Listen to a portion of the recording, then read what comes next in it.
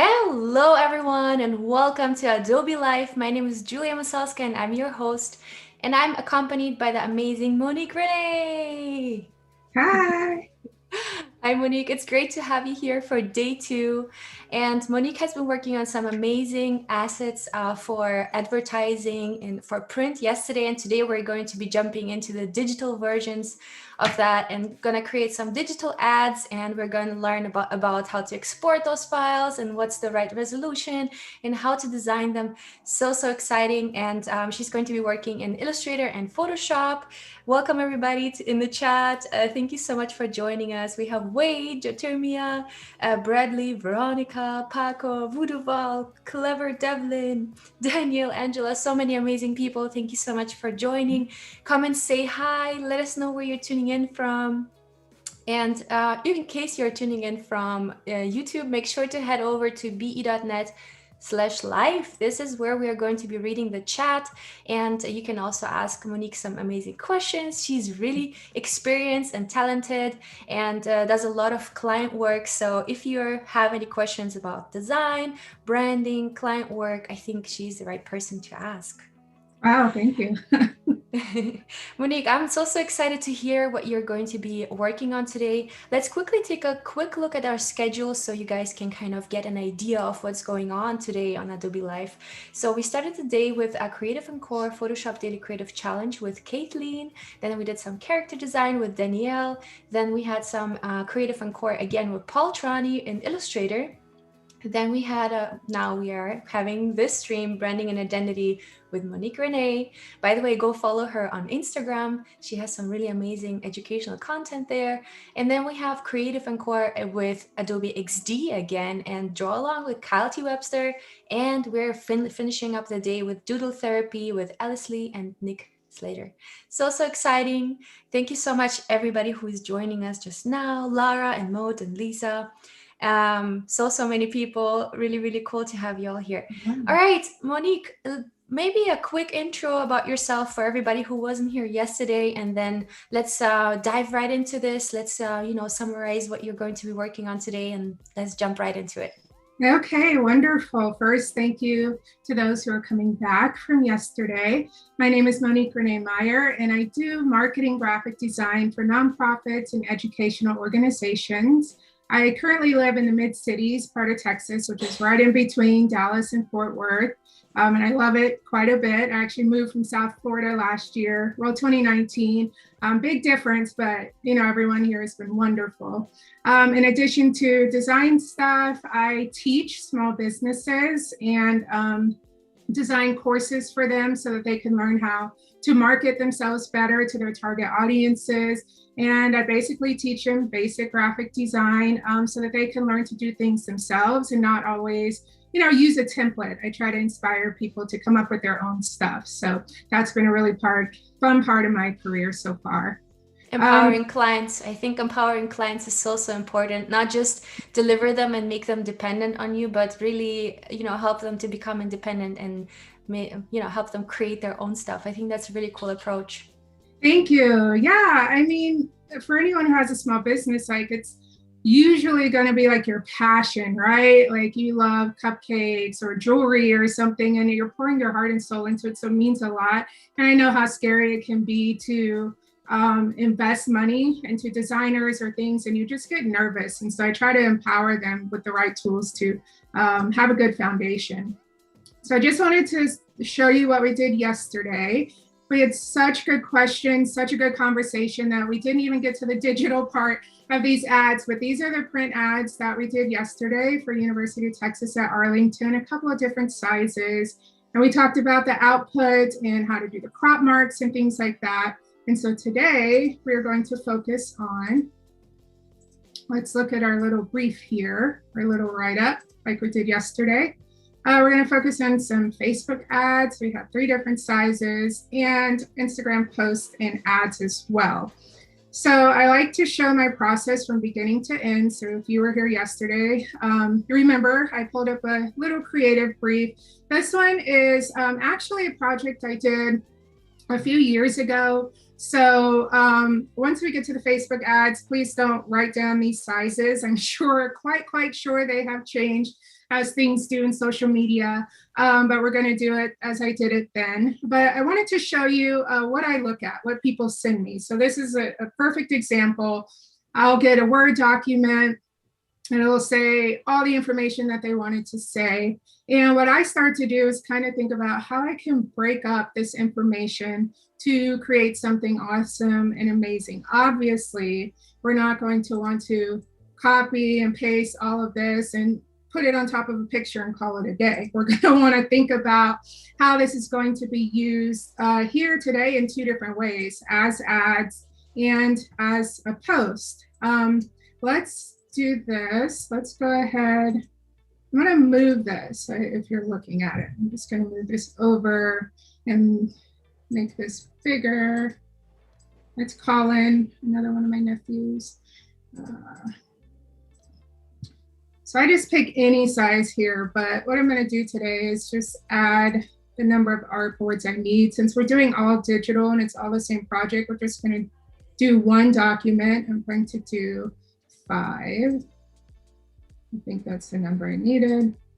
And so then I like to do, and maybe there's an easier way, Julie, maybe you know, I don't know, but you know, sometimes I do a mundane kind of setup where I go through each one, I size each one. And for some people, they like to work really fast, and I don't consider myself someone that likes to work really slow, but it's part of my thinking process. Like I take my time. So when I'm setting up artboards, I'm actually like thinking about things. So I don't kind of rush myself. So I know I need 1200 by 628, 1200 by 828. Yeah. I do it the same, honestly. I don't know if there is any faster way to set things up. I only know that in the beginning, when you're creating the new file, you can, you know, determine the amount and size of the artboards. But as far as I know, you can only determine one size. So if you're creating, let's say, 5 artboards, they will all have the same size. Yeah. So yeah, that's what I mean, I start with that and then I just adjust the artboards. Yeah, and so one thing I used to do, and this I don't mind, like I said, I'm just thinking, maybe I'm thinking about where I'm going to eat lunch. I'm just like, sometimes I know, you know, I need to just kind of get into the project, you know, like some people, well, I meditate, but not, I should before projects, but I don't. But how you meditate before you start your day, this is kind of how I do that. Just when I set up things, I'm just kind of thinking and getting into it, because one thing that I do is I get extremely excited about designing.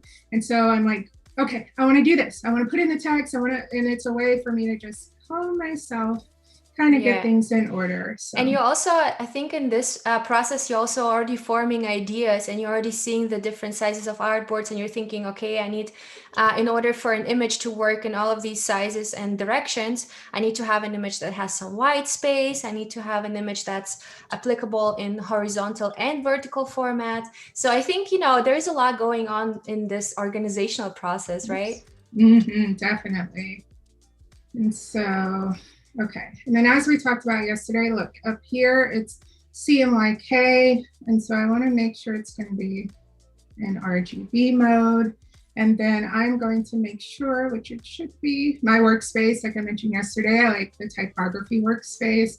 Has all the panels I need and helps me to work quickly if that's what I decide to do. Let's see, let's name these. That's going to be most important. You know, one thing I talked about yesterday is how horrible I am at naming layers, and I just avoided that yesterday. I didn't name any of my layers. I feel like as a designer, you're always kind of bad about naming layers. In my case, I only name them if I, you know, work on a Photoshop, you know, photo retouching project for a client where I might have to go back and adjust some things, or if I will have to send that specific file with all the layers to the client. I don't want to appear too unprofessional, you know, not naming my layers.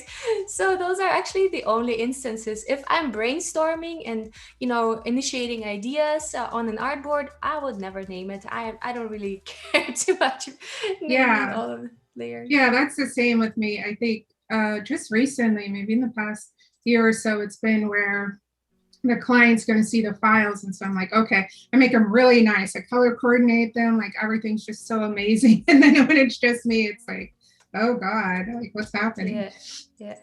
Awesome. We have so many amazing people joining. Lisa and Motivoid and Lara and Donja and Bradley. So, so cool. And we have Brazil in the house. We have Missouri, England. Oh, Uh, hi so guys. many places. That's so amazing. That's so cool. South Carolina. Awesome. Super, super cool. Yeah, thanks everybody for joining us. It's amazing. I really love how our community here on Behance or on Adobe Live is so international. There are literally people from all over the world. I think that's the most amazing thing. That's super cool. The way to connect to people when you can't fly and connect Yeah. to people. Okay, so we have these all labeled.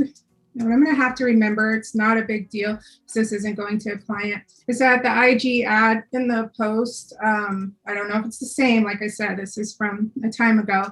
They're the same size. So if I was sending this to a client, I would definitely be careful that the post is the post one and the ad is the ad one, and I don't get that mixed up, you know. Yeah, and I So, think as we were talking about it yesterday, the benefits of naming the layers actually are that when you export the all of the artboards, the files are already named as the document that you want, to be named as. yes, so amazing. So we're going to use Gotham, which is an excellent font. I always have it because a lot of people like to use it. I mean, it's such a great typeface, and it has a great family with all these different fonts within it. It's really nice. So we're going to use that today. We already have our typeface. Now I'm going to copy and paste. I take everything, even though I may not use it. I just take everything that they've given me, put it in.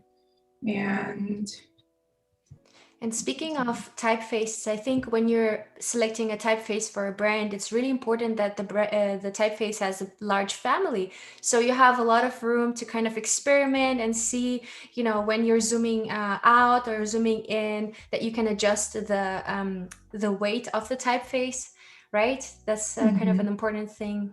That's the number one thing when I'm teaching small businesses in my workshops. We spend about an hour on typesetting and typography, and I talk about the differences between a typeface and a font, and really explain all that and how great it is to have a large type family so that you can create that contrast and hierarchy within the same type family without having 15 different fonts in one document, So let's see. Okay, so the next thing that I do, if I'm sitting here working on this today, would be to start to take things out that I think can stand alone, right? So I know that we're probably going to have to put the name of the university. That's going to be its own thing.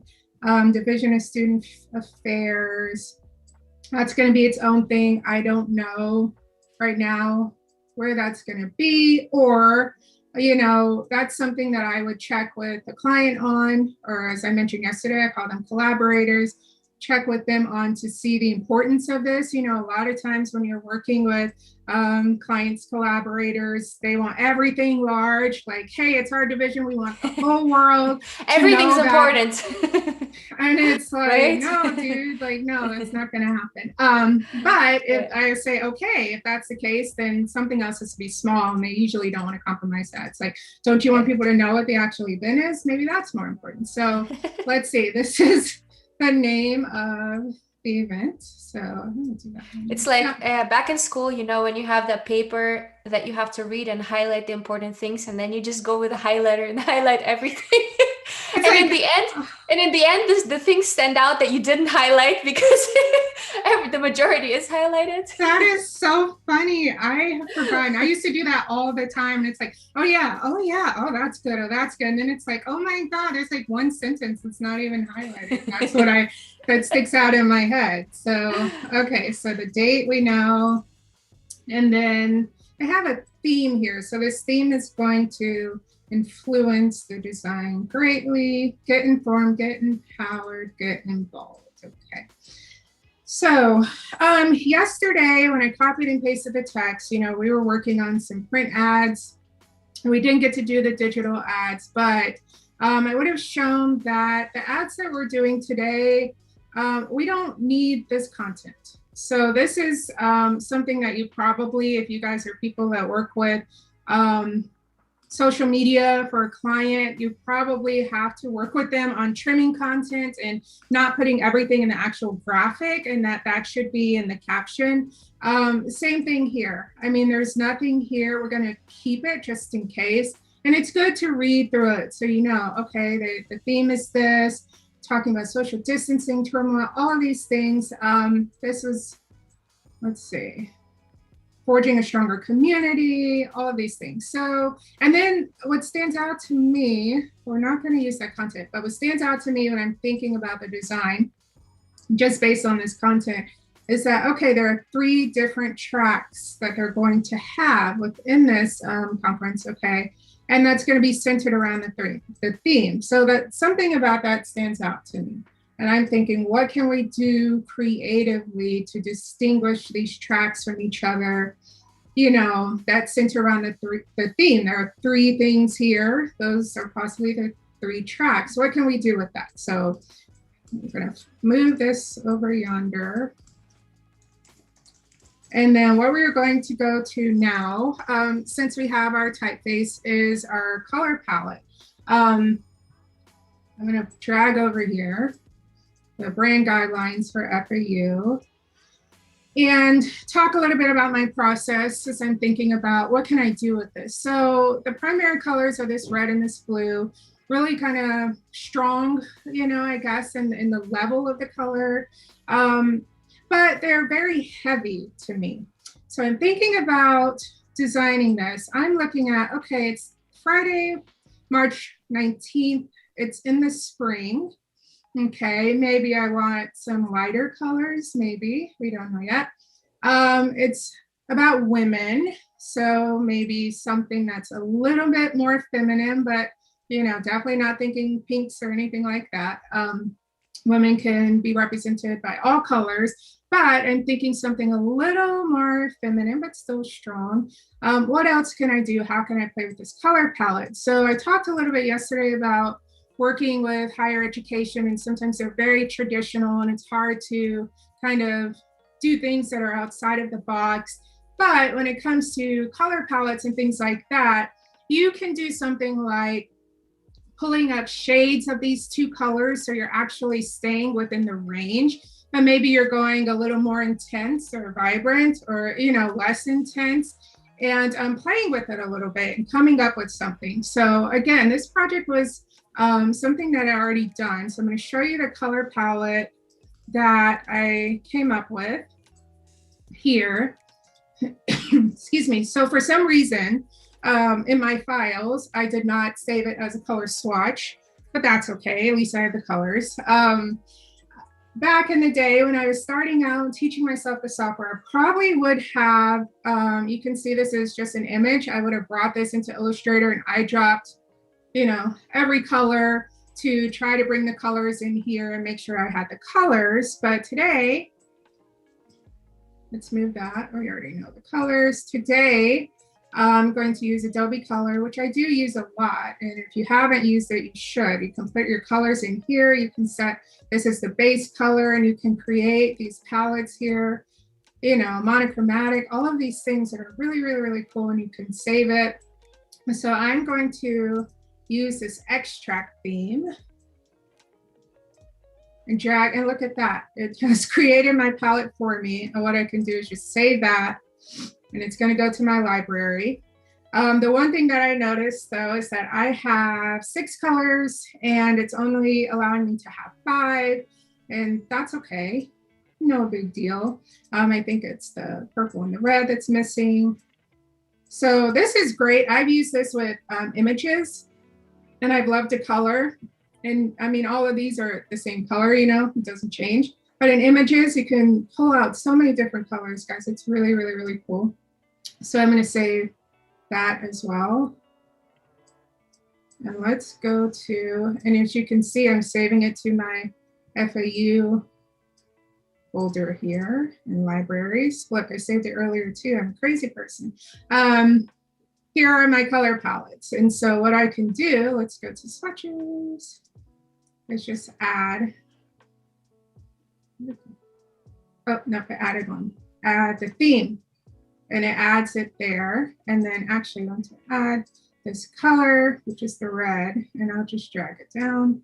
And now I have my entire color palette. So I didn't have to drag it in here and pick all the colors. I mean, it's also fun to play with all the colors as well, you know, like go around. I mean, it can be distracting because I'm a color person, and so I have lots of projects. So I'll be like, oh, since I'm here, let me, you know, play with something else. So it can be distracting, but it is fun. So now we have all of our colors. We have all the information here copied over. So I'm going to close that out. Let's see. And let's start designing. Now, what I'm thinking about with color as well, sometimes, you know, like I said, I have 6 colors. Sometimes it can be difficult to design with a bunch of colors, right? Where you feel like you have to use every color, but you don't want it to look like a rainbow, and you can't, I don't know, you can't figure out how to make it come together. That's what we're going to play with and see how we can make this work. I am going to just use this larger board first. Let's bring in our photos that we have, and these are Adobe stock images. I'm going to bring in some. There's one. Actually, because we're going to do some editing of these in Photoshop, let me just show you what I pulled out. And these are really great images. Of course, Florida Atlantic University is very diverse in its student population. I wanted to make sure that was represented. And then I wanted to make this leadership conference or leadership institute look a little more high level, I guess is the word, and not just students like getting together to talk about issues, but more like a conference. I keep using that word because that's what's in my head. This is a great photo diversity and students talking. So that's good because of the breakout sessions that they're going to have. I thought that was a good representation of that. We have some students that are happy. I mean, they look to be early 20s. They dress how early 20s students would dress. They are going to something that's a professional event. And then I found one of a speaker, of a woman who's clearly passionate about what she's talking about. So we're going to use these images to bring this to life. Let's do that. I'm going to open Photoshop. I'm doing this on my other screen. I'm not ignoring it. Let's do it.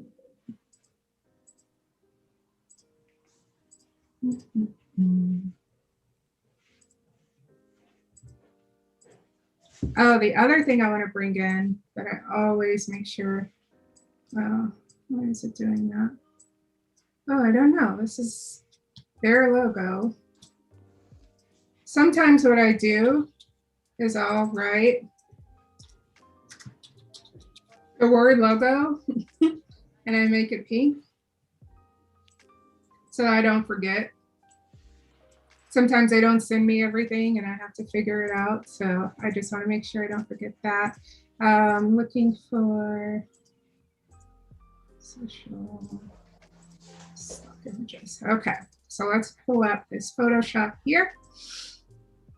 And I picked this one image to work with, and I'm going to show you a very easy way to incorporate some color. Like I talked about, sometimes you don't necessarily want to look like you have a whole rainbow collection happening. And a way to incorporate color would be to kind of work with the image itself.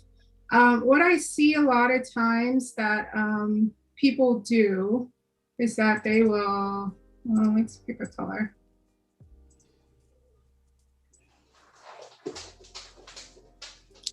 Good question by Vuduval. Have you ever used Adobe Color?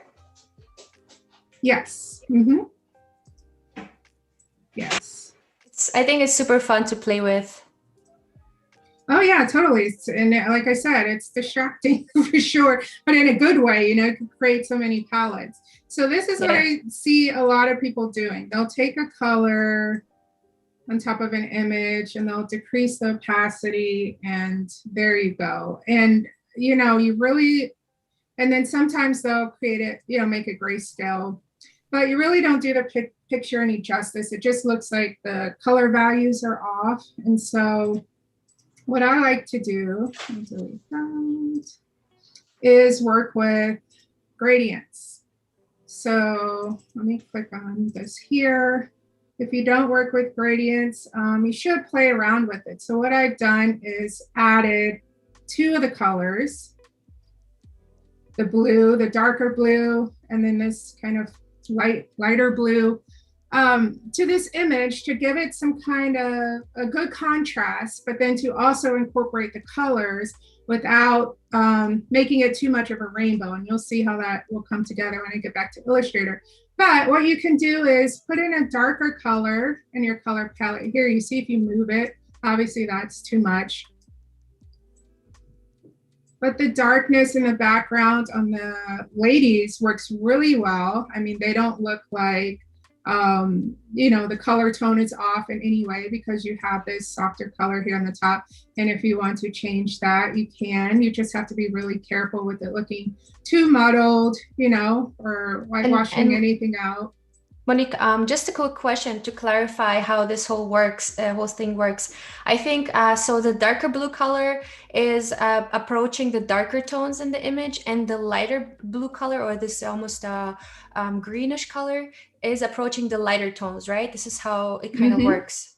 And so when you put the sliders, you get, the balance kind of switched up between how much of the dark tones are being made blue or dark blue, and how much of the light tones are being left green, right?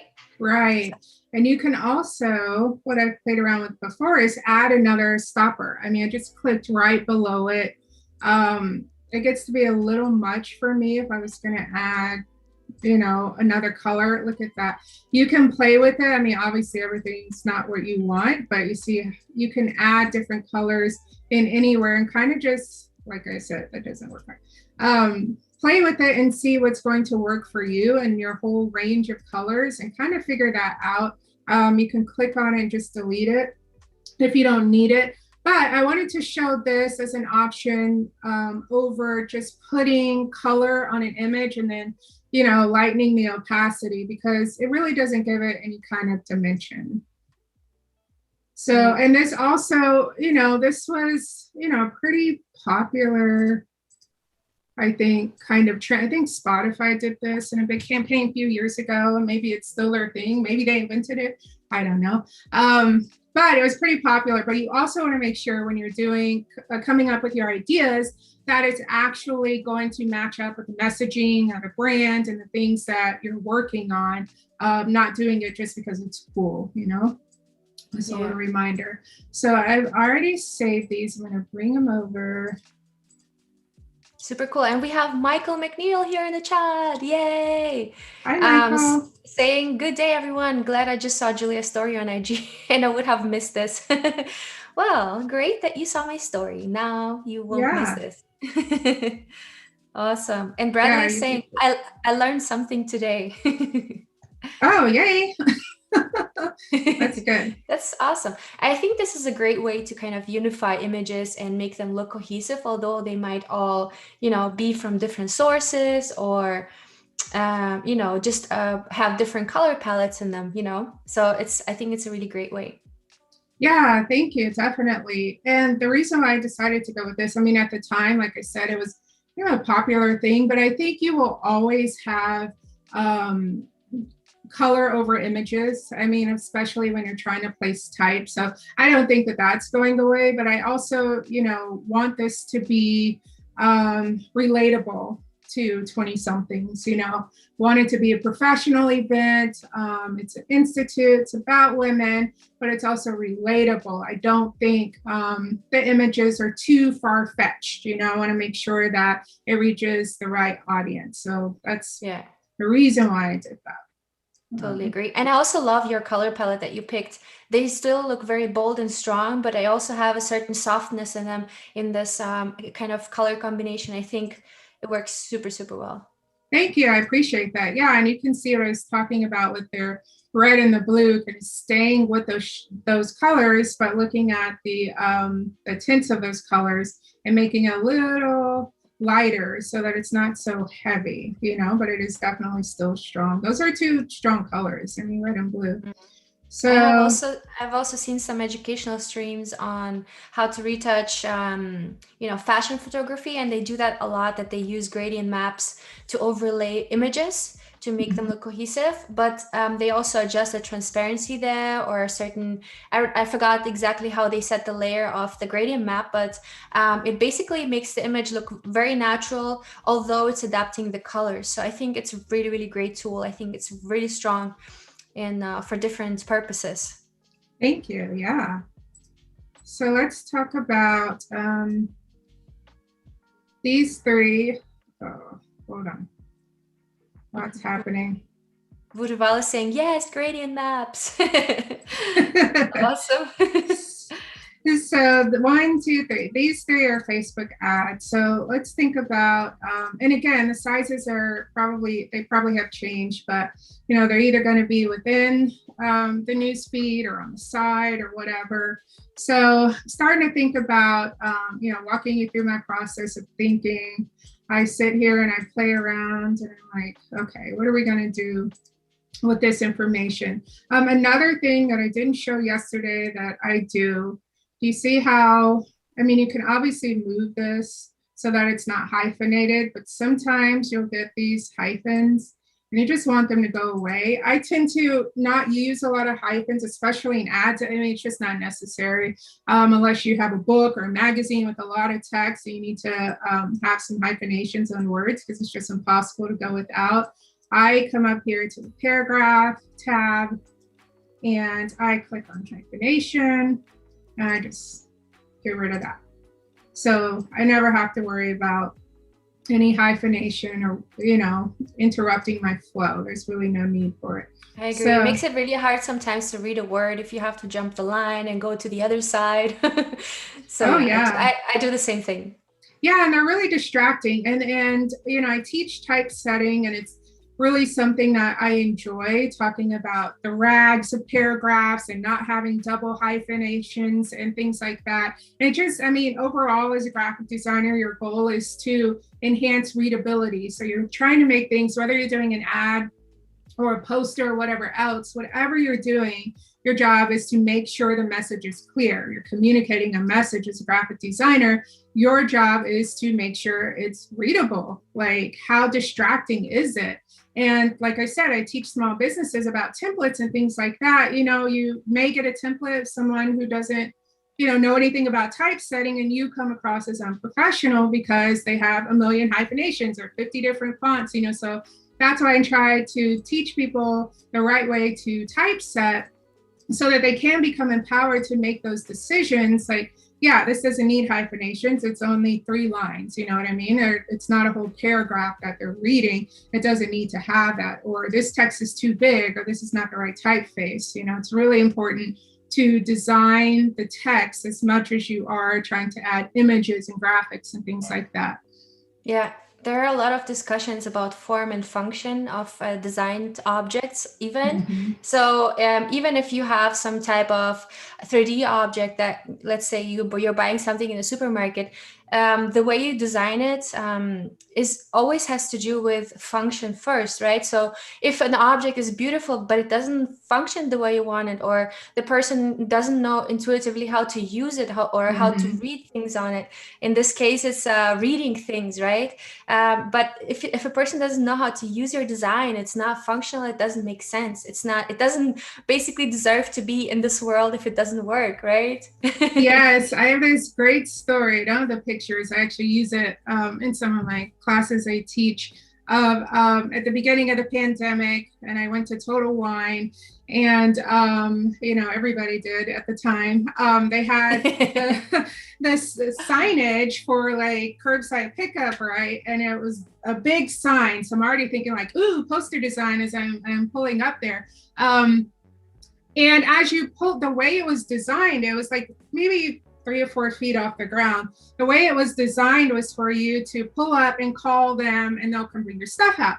However, whoever designed it put all of the pertinent information at the bottom, which I think when you're designing a poster, right, you're going to have top to bottom, but they're going to see the bottom because it's up on a wall. But in this case, it was right when you were driving in. So as you pulled up, all you saw was Total Wine, curbside, and then you have to go like, well, what number do I call? Like, what space am I in? And I had to get out, and get the information. I took a picture. I was like, oh, this is a great example of, I need to pay attention to what the output is going to be because no one can see anything.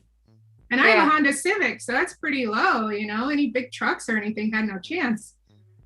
Yeah, that's crazy. It's a really great example. I think there the most important message will be curbside pickup, phone number, and then everything else, right? Because that will be the call to action, basically the most important thing that you need to know.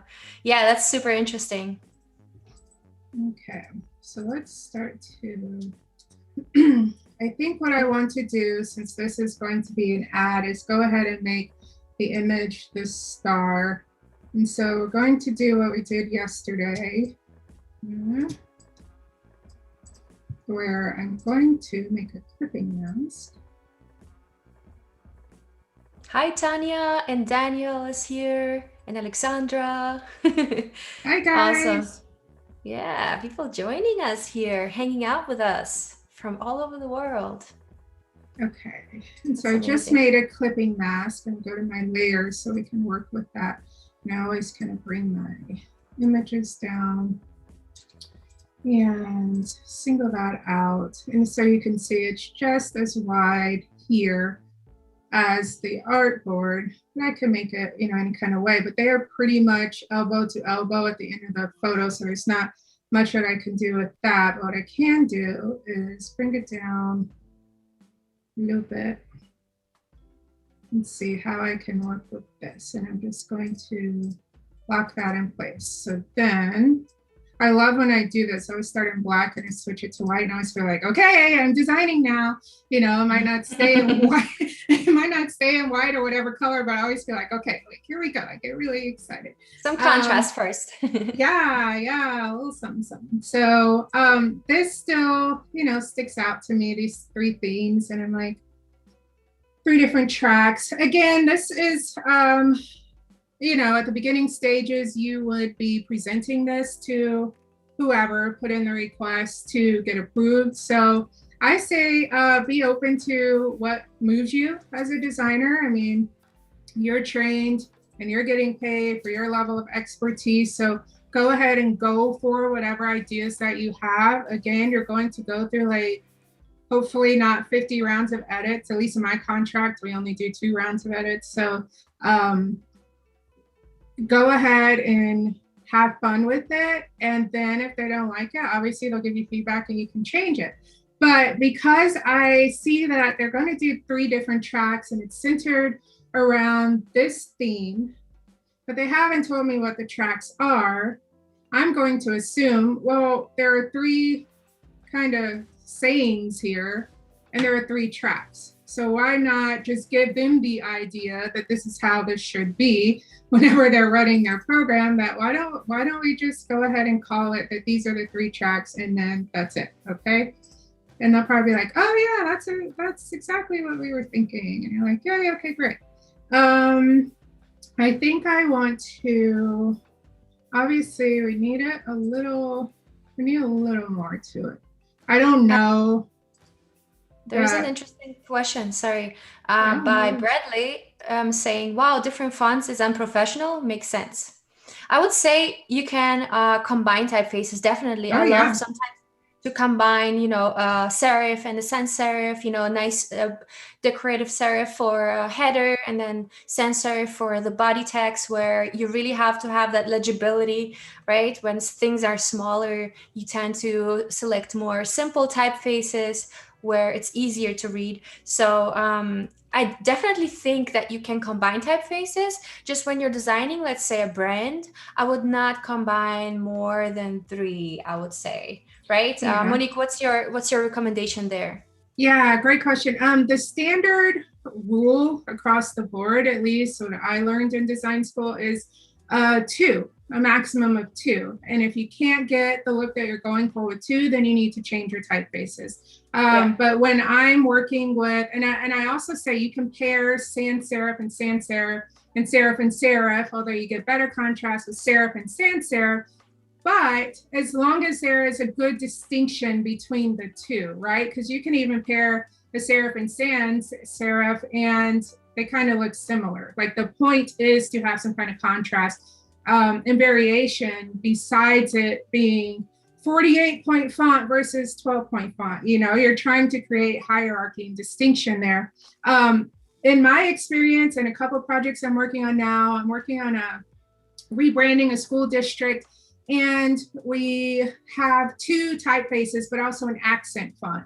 So that's something I like to in discovery meetings, like throw in there, like, hey, you can have these two standards that you'll use, you know, across the board, but maybe, you know, type is a voice. So maybe you want to add a little oomph or a little something to whatever it is that you're doing. You have a poster, a social media campaign, or something that can give it a little bit more of a stronger voice or lighter voice, whatever that voice may be.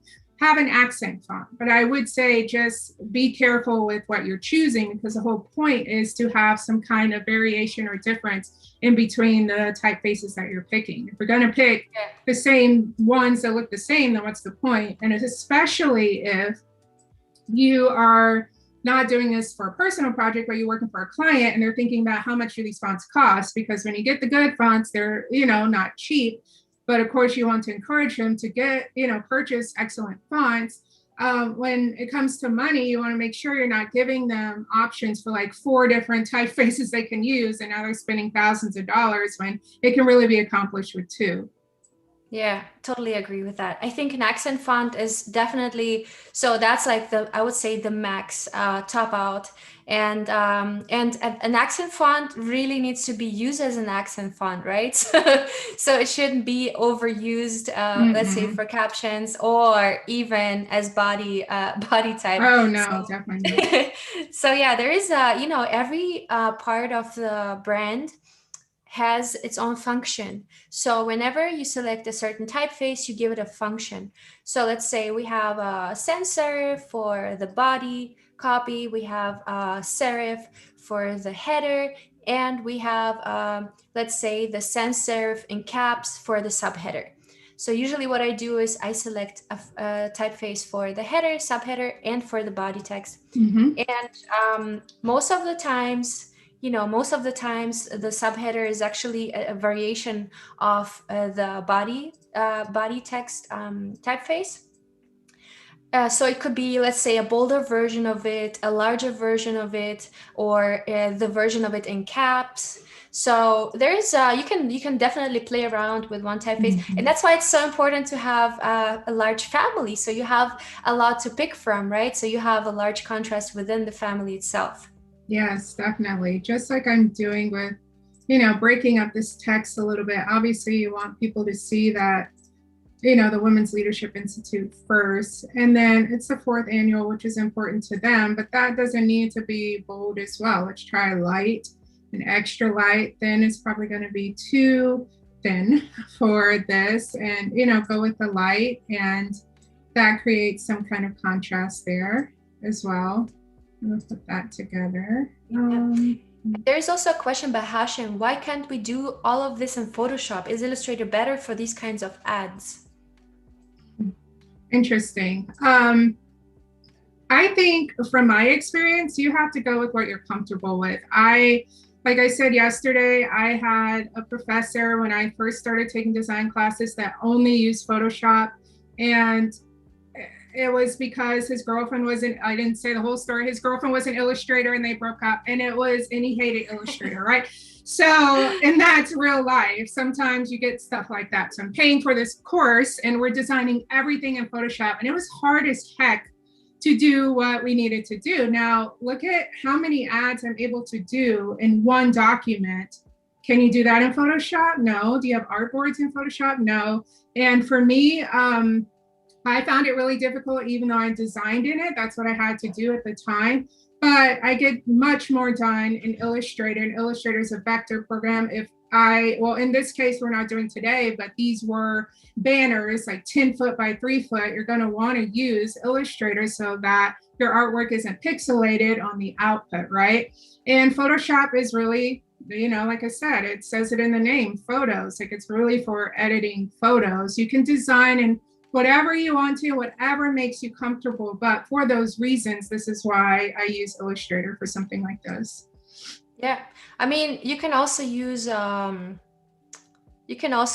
like programs to create presentations, to create graphics. You can, Mm-hmm. I have seen large companies, making their presentations in like PowerPoint, or making their graphics even in PowerPoint, where I'm like, okay, so there are so many better solutions these days, and there are people still these days who are designing website prototypes and email campaign prototypes in Photoshop, where I'm like, okay, I mean, Photoshop, you can literally do a lot of things with it. And I believe there's even an option to have multiple artboards now, as Oh, far as okay. I know. But I just think, for me, at least, Photoshop has the best functionality for editing images and retouching things. That's what I use it for personally. And I have met also a lot of designers, just like Monique, who's doing the same thing. And I just believe that Illustrator is just so much better suited for vector graphics. So if you're into vector graphics, if you're not only working with image and type, although the type settings in Illustrator are also, I believe, the best. Mm-hmm. Um, if you are also creating, let's say, additional vector elements, like Monique was creating yesterday, she was creating some little graphical elements to divide the portions of the text. So if you want to do that, that's also an Illustrator job, definitely. Mm-hmm. So yeah, so it's really, I totally agree with Monique. It's whatever you feel comfortable with, and if you then feel comfortable enough, kind of explore more or additional platforms for yourself, I would definitely try and play around in Illustrator. And just in general, I think it's important to discover the world of of platforms that we have available these days. There's so many new things, especially, I mean, Adobe has so many great programs that you can use, and you don't have to be fixed to just one. You can work across all of them, and bring more value to your work. You can add some animations to your post, or you can create some 3D models for your brand that you're working on currently, to mock it up. And so it's so many things that you can add to the whole brand experience. Let's say you're working on a brand. So yeah, I would definitely recommend to explore and see what works the best for what you're trying to achieve. Yeah, and I love that question. I forget who asked it. What's his name or her name? Hashem, I think. Yeah, Hashem. Hashem. Thank you for that question. I think it's a great, conversation starter as far as we have to figure out what's best for us. And like I said, I had that professor that's what I got stuck with. But I didn't even learn Illustrator until like 3 years ago. And it was a job that I had that's all they used. And so it was requirement. At that point, I was really, which I still am, into InDesign because I'm a big print and layout designer. But I avoided Illustrator like the plague. Like I wanted absolutely nothing to do with it. Anytime someone said, oh, Illustrator, I would just panic and freak out because I just had absolutely no experience with it. And now it's primarily what I use. So I think, like Julia said, just finding some time to kind of explore and see. I think it's always hard trying something new, but once you get over that hump, it's like, oh, no big deal. And I tell you, I don't think any of us know everything about every single program. So, even when I have projects like these, I'm like, maybe I want to try something of interest. Maybe, I don't have the time frame to do that. But it doesn't scare me as much as it used to. I mean, and they're always updating it with great stuff. I won't say it's hard to keep up, but I will say it makes me feel better about not knowing everything, because there's no way to know everything about everything. Even people who teach it will tell you, I've gone to a couple Adobe Max conferences and they will tell you that, okay, they just released something else. I need to learn that. Like you're constantly learning the program. So if Photoshop works for you, like be a rock star, like go for it, but also try out Illustrator and see what you can create in there. Maybe you'll fall in love with it like I did. I totally agree with that. And another thing, my friends, that I forgot to mention is that we have an artist spotlight today. That means we're going to be highlighting an artist that was nominated in the sessions before. And so we're going to go through their portfolio and take a look at their work. And if you want to nominate someone or yourself, go ahead and above the chat, you will find the button with the artist spotlight, and you can nominate either a friend of yours or yourself to be highlighted as an artist in the future streams. So make sure to check that out, and we will jump into that in about, I believe, 40 minutes. Well, that's super cool. I thank you to all of you that followed me on Instagram. I was looking at everybody's profile, so maybe I can nominate someone for that or a couple people. That's pretty awesome. That's a great idea. Yeah, Yeah. unfortunately, it's only possible during the stream, I Oh, believe. during a stream. Yeah. Okay. Well, let me stop designing and get on my phone, guys. No, I'm just kidding. But anyway. Yeah, by the way, make sure to follow Monique Renée on Instagram, and also check out her website, moniquerenee.design, right? That was it. So www.moniquerenee.design. You can check out some of her work. And then if you go into the info tab above the chat, you will also find my link to my Behance. You can also check me out. Yes, definitely. And my Instagram is also linked there. Come and say hi on my Instagram. I'm publishing a lot of educational content, educational posts, and I'm also going to be doing daily creative challenges in Illustrator in about a month. So I'm really excited about that too. So we had a question yesterday about CMYK and RGB, and you answered it beautifully. And then I saw on your Instagram last night where you had a graphic about it. So, if you guys haven't seen that, check out Julia's Instagram because it explains RGB and CMYK and some other colors, right? PMS, HEX, and what else there is. There are just so many ways to describe color. And, really color is what we see and what we perceive. And humans just had to find so many different ways to describe color. And there's digital color, there's print color, and there's different treatments of color, how the color is being produced. Is it how it's being applied to the paper, right? So if it's a print color. So it's really, really interesting. And even within, let's say, Pantone colors, you still have the different varnishes, different ways to apply color, and they also have different finishes. So there are so many different things that you can learn about that. And yeah, so the funny part was, as we started talking about that yesterday, I was like, hey, I'm actually currently working on the post about that. Remember, I was saying that yesterday. So that was the post that I was actually working on. Oh, awesome. So, yeah, I was so into my design. I saw it last night. I was like, oh, how cool. So what I just did was when we talk about you being like the expert and not just designing with the content that they've given you, something that I did here was, if you may remember, it was Friday 3/19.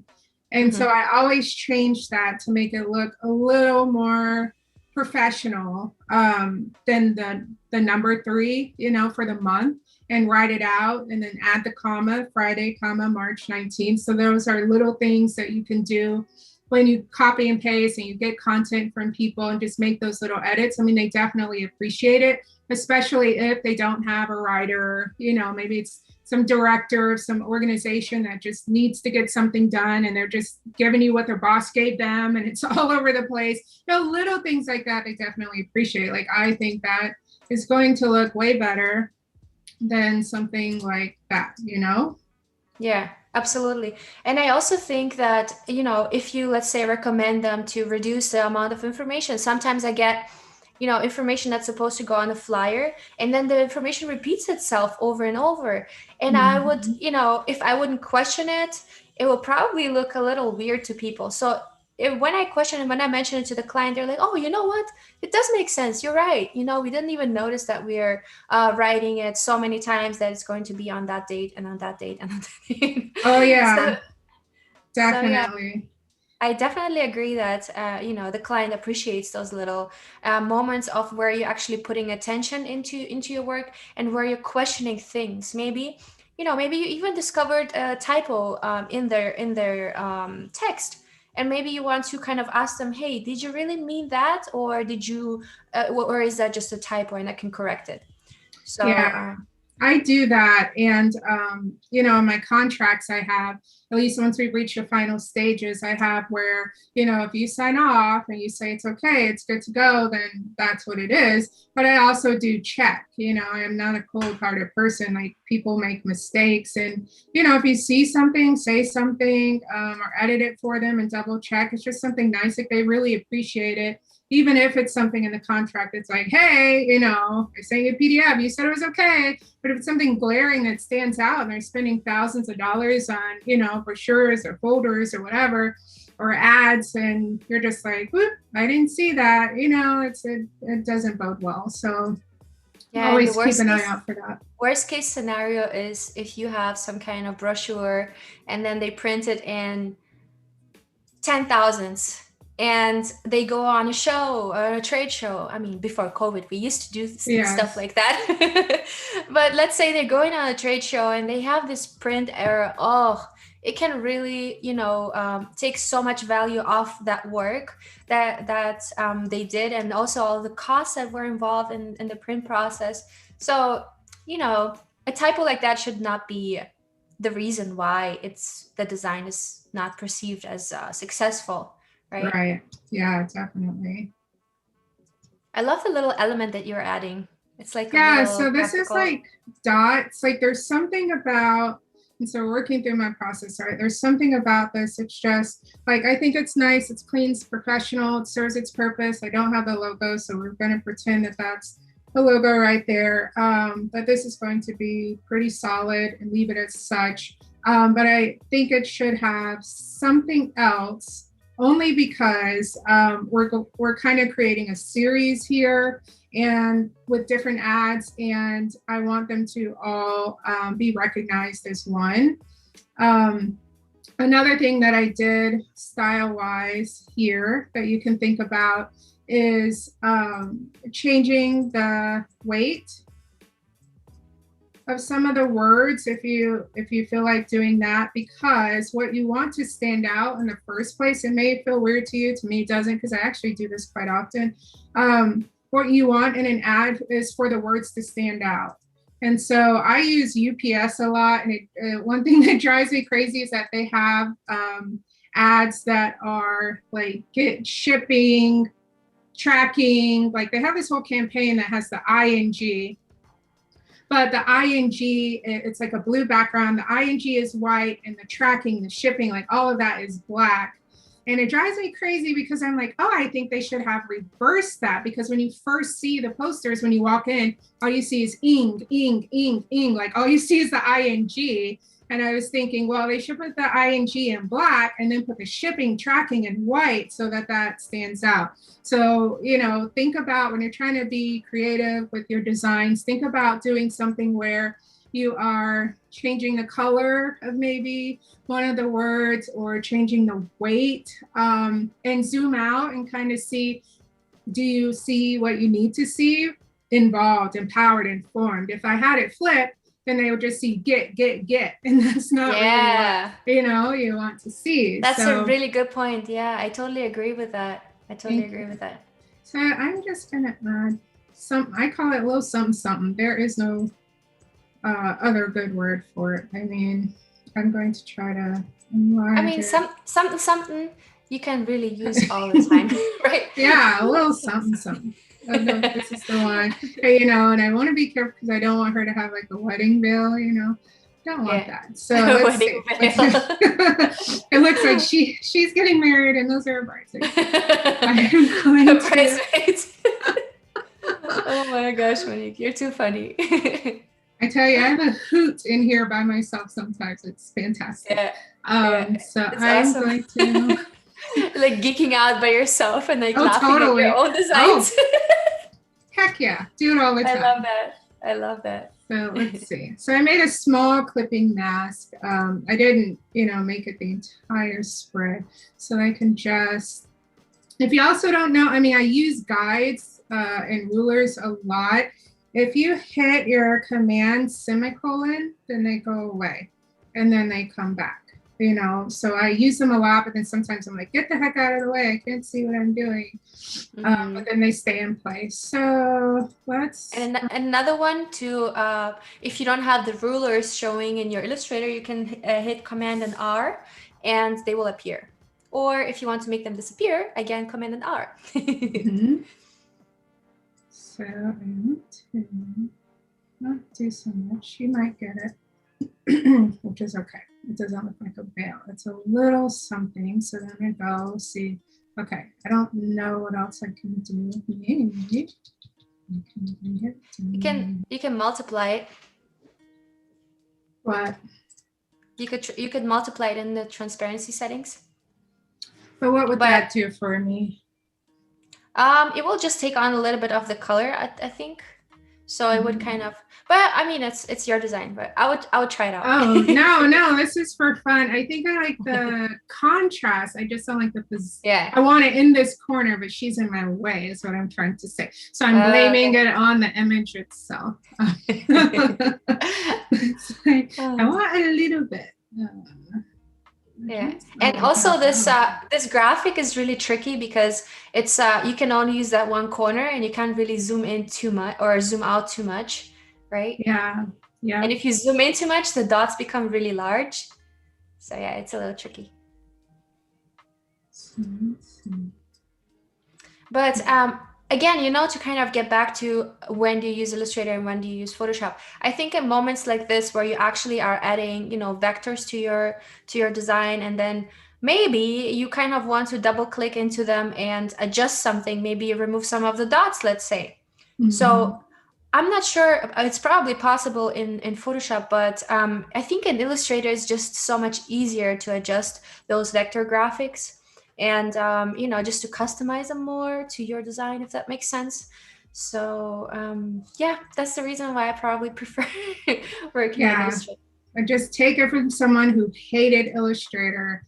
I'll be like, oh, I'm a designer. Oh, like you use Illustrator? No. Like I would get so offended because I was so afraid of it. But take it from someone who just avoided it like crazy.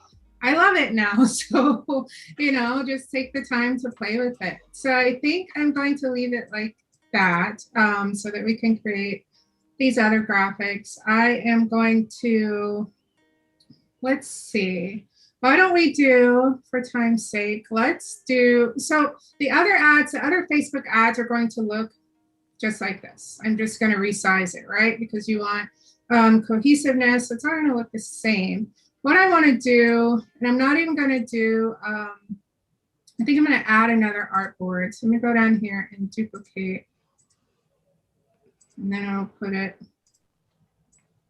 wrong one. Very nice. And we have Monique Connor in the chat sending us hearts. Oh, lovely, Monique. Thank you so much. Monique to Monique. Oh, awesome. Yeah, right? Yeah, such a great name. And then I am going to, I'm going to leave it. So what I want to show as far as thinking about your design process in this particular project is that something that I would do, remember we're talking about 3 different tracks and trying to sell them on like, okay, you don't know exactly what your tracks are, but we have these 3 things over here. So why don't we make that a thing, kind of sell it to them like that. Let's make our posts 3 different posts for each of these tracks so they can see how, okay, we can engage our Instagram community and keep everything cohesive, but we have separate posts now to talk about each of the tracks so that people can start to identify, oh, if they're reading it somewhere 3 different tracks, okay, but if we're going to keep showing them, associated color with these 3 different tracks, then they can get excited about whatever track it is that they're interested in. So you're almost branding each one of these ideas. And I think that they would actually love that. And by tracks, you mean the different courses? Well, Or so what they put in their text was that there are going to be 3 different tracks oh, based okay, I around these see. themes. Uh-huh. Yeah. So whatever they're doing, typically from my experience, it's been, speakers that talk about involvement, if involvement is one, and speakers to empower you and Mm-hmm. to inform you, like those types of things, and breakout sessions and stuff like So that there are that are different related to different that. type of programs, right? Mm-hmm. Okay, Yeah. that makes sense now. Tracks sounds so unfamiliar. That's why I was kind of Yeah. wondering. What Oh, is it? really? Yeah. Yeah, for some reason for me. I mean, I never went to school in the US, so Okay. Yeah. Thank you for asking. I mean, and even then, maybe people don't know if you're not yeah. used to conferences and things like that. Like maybe not so much. Hmm.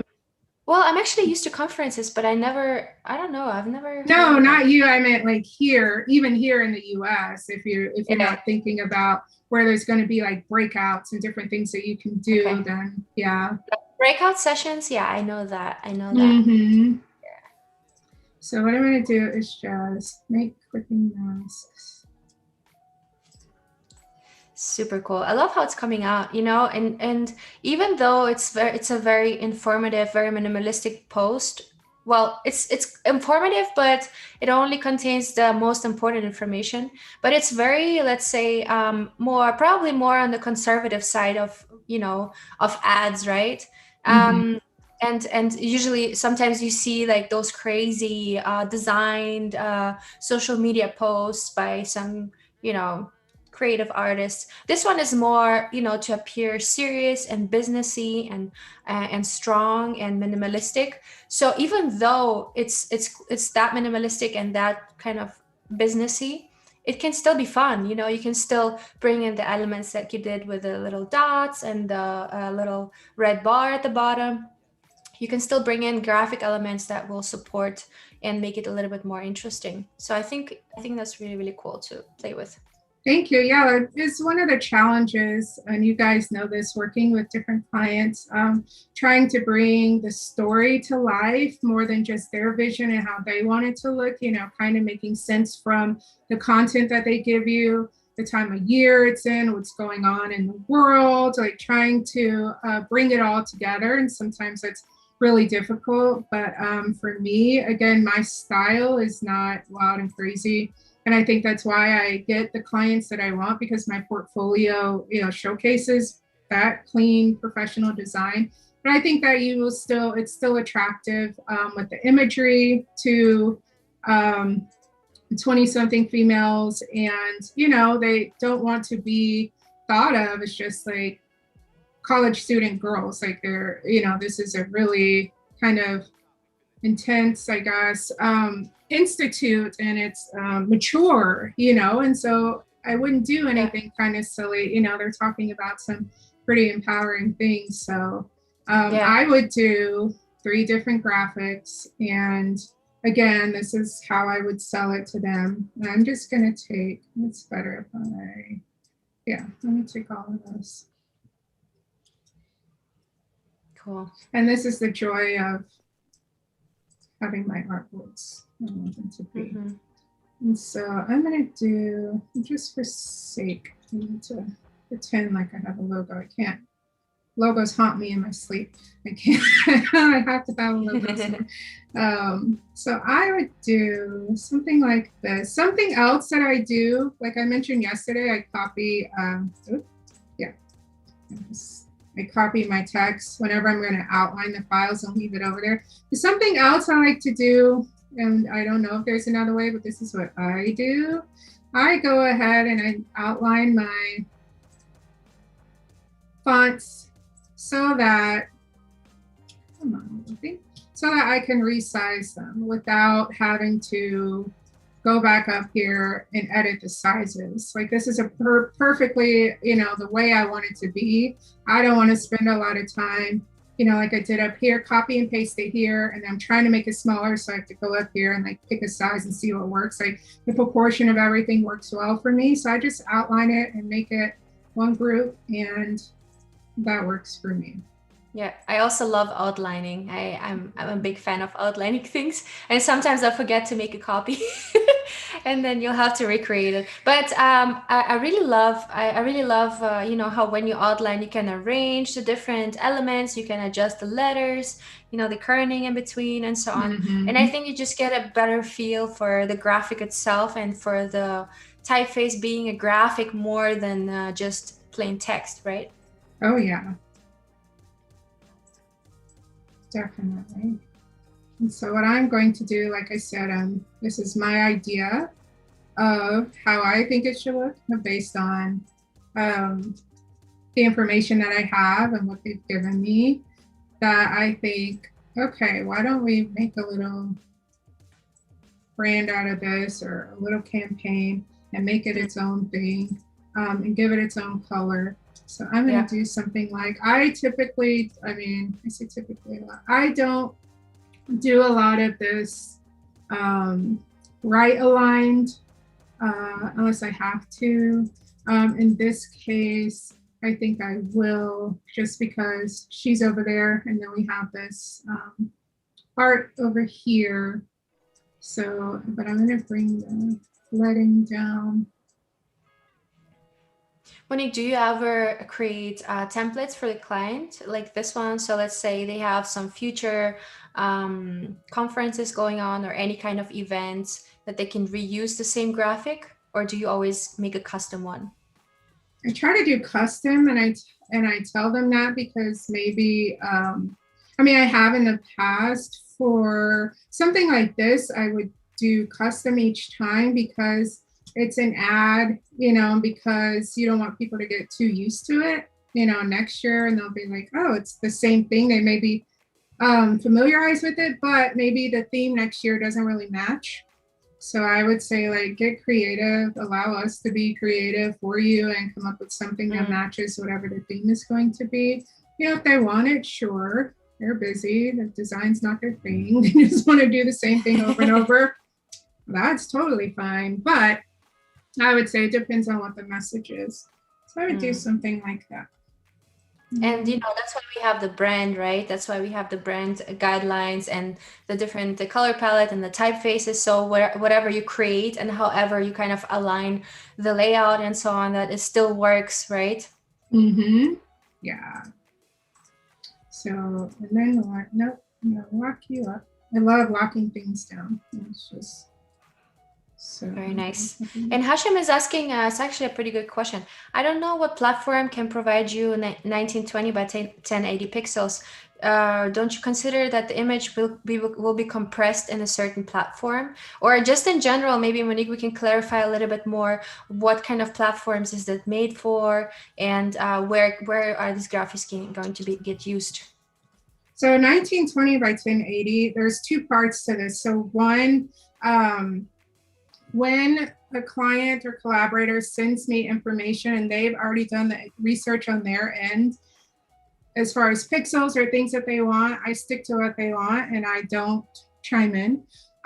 When it's me having to come up with the sizes and doing the research, then that's when I, you know, take a nosedive into it. But at least working at FAU, the digital screens across campus that show all of the events and things going on, that's always 1920 by 1080.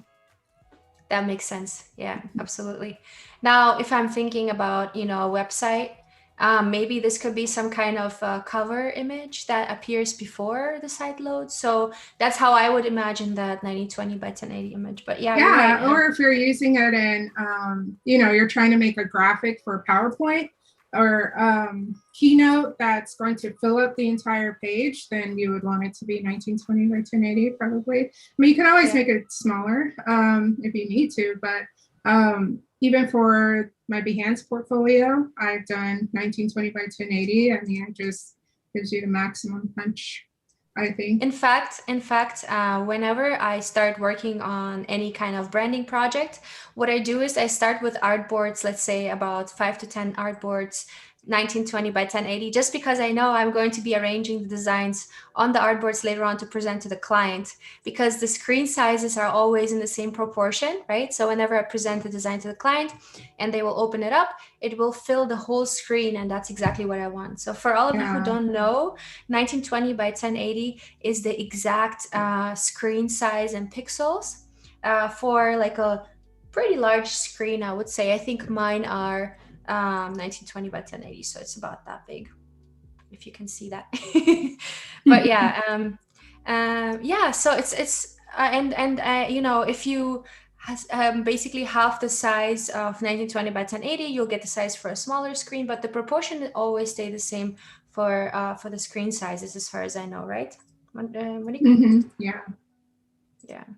So I would do, this is what I would do. Go ahead and divide these up and then assign them a color. So then whenever they do, and I'll show you this in Behance because this is a project that I did years ago. So it's already done. It was print and digital. So I'll show you how it looked. But when you are assigning this one in form, maybe this red, empowered, and they may want to change it, whatever.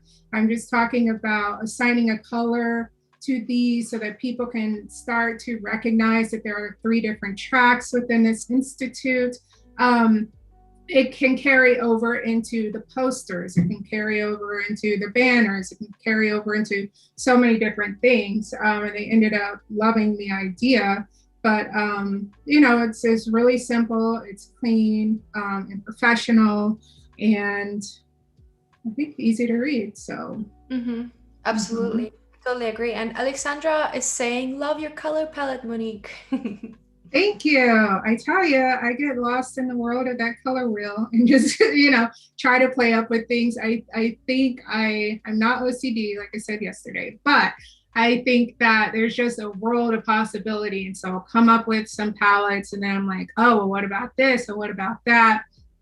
And so I always have to go back to the content, to go back to the creative brief and like, okay, what exactly are we doing here? Maybe olive green is not the best color, even though it kind of works with this. And, you know, I really do think about it a lot. Like I said, it's looking for something spring-like, but not too springy, not too feminine, but a little feminine, but also empowering. And I can also tell the story. And so, you know, with a minimal, something small like these dots, this little graphic, like I'm not really, and I didn't really work with these, but that's okay. I'm not really taking away from what the image is portraying, right?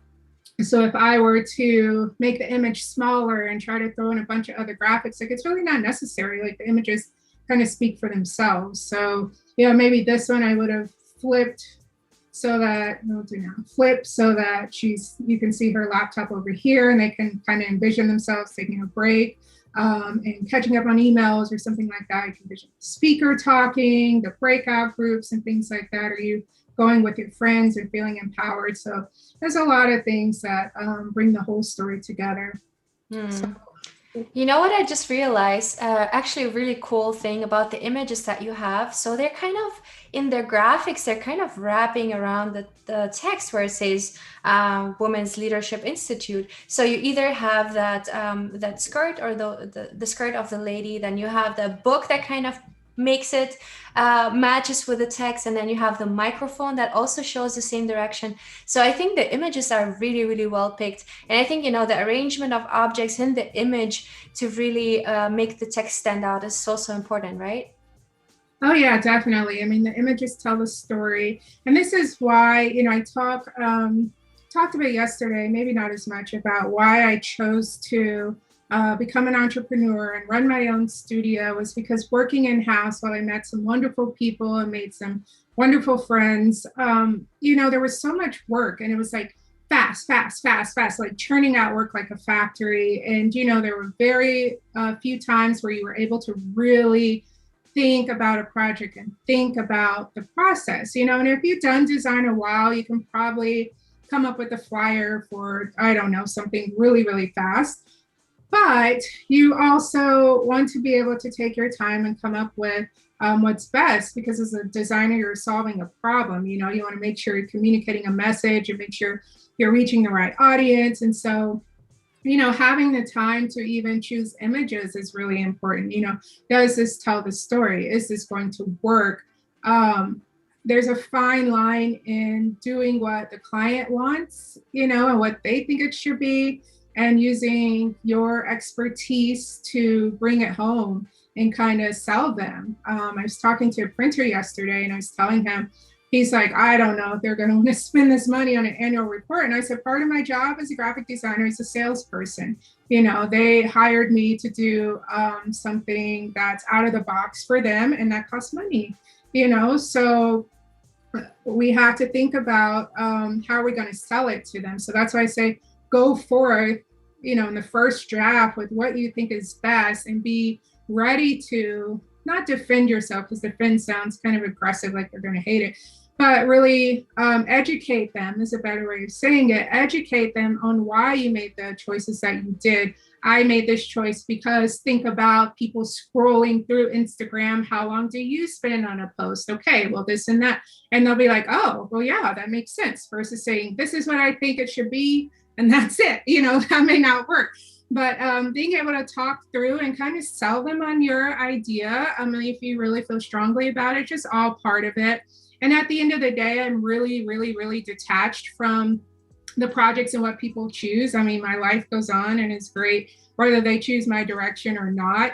I want them to be happy. So if it makes them happy going my way, great. If it makes them happy going another way, okay, great. Whatever makes them happy. At the end of the day, it's about to have a good time too. Yeah, it's such a great thought. And I always notice that whenever kind of when I get a new client and whenever they approach me and they want to see if I'm the right fit, and maybe it took them after that, it took them some time to look through other portfolios, I would, I would reach back out to them and instead of asking, "Hey, did you choose me?"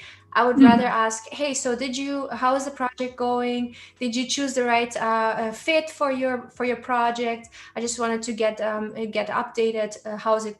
Just in general, just ask how Mhm. it's going, how the process is going, instead of hey, thinking about yourself being selected basically because sometimes you do people I used to take it personal if somebody wouldn't choose me for their project, but now I'm completely detached and I'm thinking about the client, being the important person in Yeah. this situation, not myself, because I mean I'm getting enough work. It's about them finding the right fit, and if they think you're the right fit, everything that you do will be right.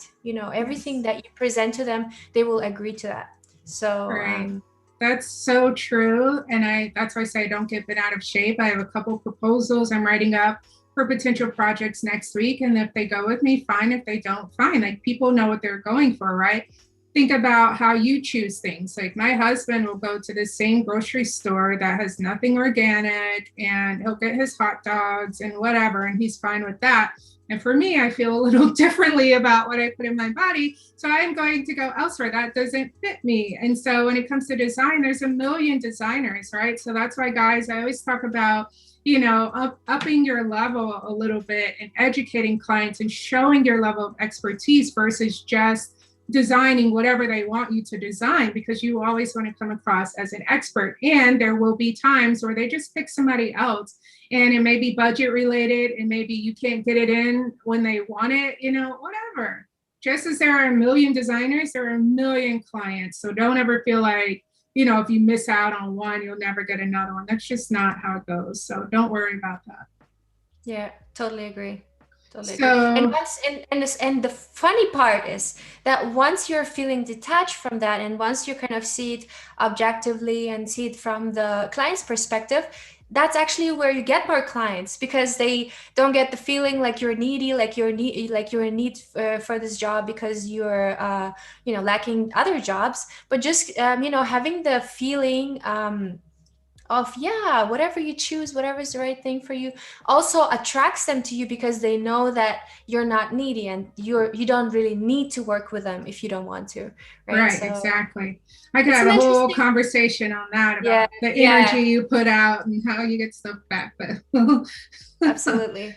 yeah, I Yeah. was just gonna, before we go to the artist Artist spotlight. spotlight in five Yes. minutes, by the Gosh, I'm way. so excited to see. I just wanted to show again yesterday, we talked a little bit about mock-ups and I didn't really edit that or go too far into it, but I was just trying to make the point of, again, separating yourself from other designers, coming across as a professional, going that extra mile to show the client what your work could look like for them in a real life situation. There are a ton of mock-ups out there. This is, like I said, an old project, so I got this from somewhere else. It was actually one mock-up, but I made it into three because I wanted to make sure I was able to show this whole series. And in the mock-up, you're able to, change your name and do all those kinds of things. And you can change the background, but I kept it on brand and went with the color and just added in those things. And you see these have all these layers. So I actually did a really good job labeling all of these, I think, in this application. And so Julia mentioned yesterday that Adobe Stock has some great images as well, and some templates and some free stuff. And so I was looking around at that as far as mock-ups for some projects that I have coming up. So I thought we would just take a look. See, mock-up is the last thing I looked at. And the one thing that's important to me, like I'm not too big on whether something's free or paid. I know, we all have a budget, but for me, it's usually $5 or $6, no big deal. The biggest thing to me is quality.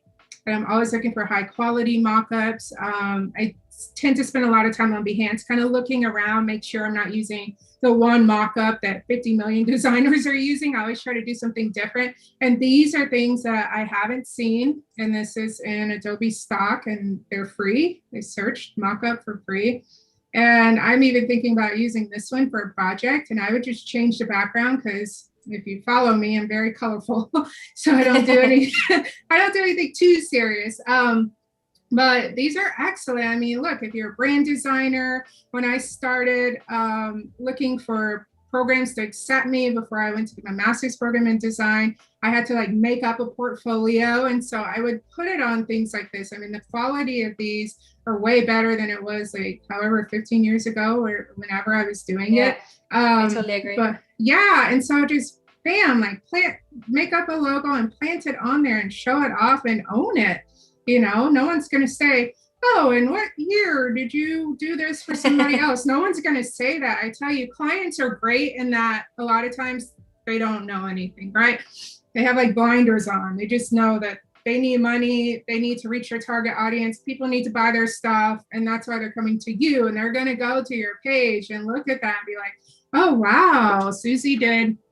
That's a beautiful label. Wow. And look how she's done that. Okay. It's a great packaging. And it looks like it's already produced and standing right on the shelf. That's so great. Yeah, they need to see that. I mean, we are visual creatures, and that should excite you as a graphic designer. And if you're out for the money, you can make a lot of money, but a lot of people do it for the love of it. Is that everything that we read is designed. Most things are designed. You have a really powerful profession to woo people the way that you want them to be wooed. I mean, and doing your work and putting it in mock-ups is just going to take it to the next level. I mean, look at all of these. Like I would have never thought, are these socks? Like this is handmade cloth. Like, oh my gosh, like maybe you're going to make up an eco-friendly brand or something and you throw your logo on there and it saves you money from having to buy things and photograph it yourself. There's a lot of stuff here. So I just wanted to show that because I had not looked at this in a long time and I was using Creative Market and these resources are free. And I also wanted to show how many pages, like there's 17 pages of stuff. So you guys can go like deep diving and find some stuff. Another thing you could use it for is even social media posts. I know sometimes people want to fill up their posts or you have to nowadays be really active on social media and maybe you don't have anything like, okay, well, Earth Day's coming up. There you go. and it's a mock-up. So, if you like the background, change it to Mother's Day or any other kind of day or, whatever you want. So I just wanted to or Happy Monday or yeah. I always, write some like happy Monday, happy Tuesday. Every day is a happy day, basically. Every day is a celebration. I agree. We're on the same wavelength. Like there is a lot going on, but I choose to be happy and look at the good. Yeah, there's so much stuff, you guys. So that's what I wanted to share. That's so cool. And another quick tip for when you're creating a mockup. So, as Monique was saying, the client comes in with blinds on, so they have this illusion that you already created this product, right? So you have worked with a company and you have created this label, and this label was produced, and it's on a bottle, and it's ready to go. So don't destroy their illusion by putting lorem ipsum in it. I think that's the biggest deal breaker you can do in a mockup using lorem ipsum. Just try to find something that works there as a copy. Is be it packaging, be it a letterhead, be it any kind of social media post. Just pretend that you're creating this for a client and put in the copy that the client probably will put in it. Just a quick tip. No, I agree totally.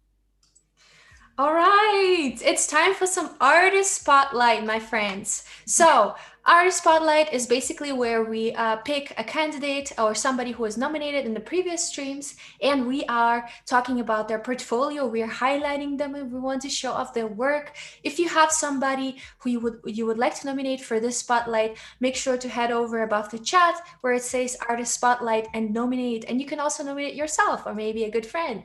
So, or maybe somebody from the chat that you found is really talented and has some really amazing work. All right, now let's jump into my screen and let's take a quick look. So today we have Victoria Cortez. Victoria seems to be doing a lot of poster work. We have some, looks like web design here. We have some typography, again, some web design. This looks also like a poster. So Monique, I would love for you to select the first project that we're gonna take a look at. Okay, let's do, it's kind of small on my screen, but I'm drawn to this. I can't really see. It's a tropical, the mock You up can, of the laptop. oh yeah, okay, this one. Yeah. Okay, Mm-hmm. Tropicalia UI. Okay, perfect. Mm-hmm. Oh yeah, let's take a look. So we have this really cool typeface. It almost looks like a custom typeface here, summer 2020, buy tickets. It looks like a festival maybe. Mm-hmm. Cool. I love it. I love the typefaces. I love the logo. I love the whole composition here and the style, how it's like super cohesive. And it is actually made in Photoshop. Super cool. A revolution in sound, a mutation in art, a subversion in taste. Also, great copy. Let's take a look. What else is here? And we have this additional graphic kind of to zoom into the image and take a closer look. That's super, super cool. Love it. Let's take a look. I wanted to see this night cream. Let's take a look at this night cream here. Sleep now, worry later. I love the colors. I think it looks so friendly for the eyes. It's literally exciting me. What do you think, Monique? Oh yeah, definitely. Sleep now, worry later. Like it's, I don't even know. She came up with that tagline, but it's super groovy is what I get out of it. I like it. Yeah, super cool. Yeah, I love it. Nap like a legend. Sleep now, worry later. It's a really cool motive for a design, you know. And even if you are kind of working on your portfolio, need some projects to put into your portfolio, you can work on some passion projects, and this could be something like that, you know, something fun, colorful, but with a message. So yeah, I love it. Sleep now, worry later. I also love this like blocky type of design, you know, where she kind of blocked up the different colors and then added some text. And then some of them are, having a lot of elements, and some of them have very few. All very cohesive. Love Yeah, it. I like how it's kind of flowing, like you're dreaming, you know, the bubbles, stars. And then I also like that. I mean, I think that traditionally you would think of like sleeping, maybe just a blue, like calming, maybe just clean, but this is really exciting, but not in an exciting way that's going to keep you wide awake. So obviously it's asleep now, but it's just more inviting, because I would say, like I would be Yeah. attracted to the packaging for sure. Yeah, for sure. Yeah, love it. Yeah, it's really experimental and really, those elements, you can arrange them in different ways. And as you can see, this little star element has been used in different ways. Part of the background, in a pattern way, then also as a graphic element to connect kind of the product description and the little graphic on the left side, the Z for sleep. It's funny. I don't know why we use Z for sleep.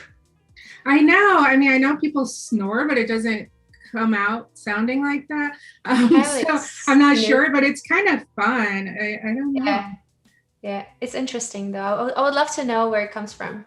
I know people say get some Z's. So I'm like, but that doesn't have anything to do with sleep, does it? Yeah, if anybody knows, there's always a story. I would love to know. Yeah, I'd love to know. Let us know in the chat if y'all are interested or if you know the background. Yeah.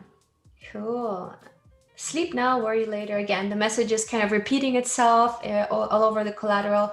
And I think this is a great example how you can, create a graphic and then expand upon it. Sometimes I do portfolio reviews on my YouTube channel, and then I'll look through portfolios, and then people will post just the graphic itself, which the graphic is amazing, but you can show different ways to use that graphic. So here we have it on the packaging, here we have it on a tote bag, and let's see what else we have. We have it on cards. So super cool. I really love, how the design has been applied and reimagined for the different collateral. Mm-hmm. Great job. All right, let's take a look at this poster series here. Looks like it's a poster series for Fabletics. Yeah, I love the kind of the connections here. Here we have the circle, and here we have the type that's kind of built around the circle. So it gives really good connections, and I love the way the logo is placed. Here there's a lot of white space around this area, so this is a really great placement for it, and it's also really close to the product.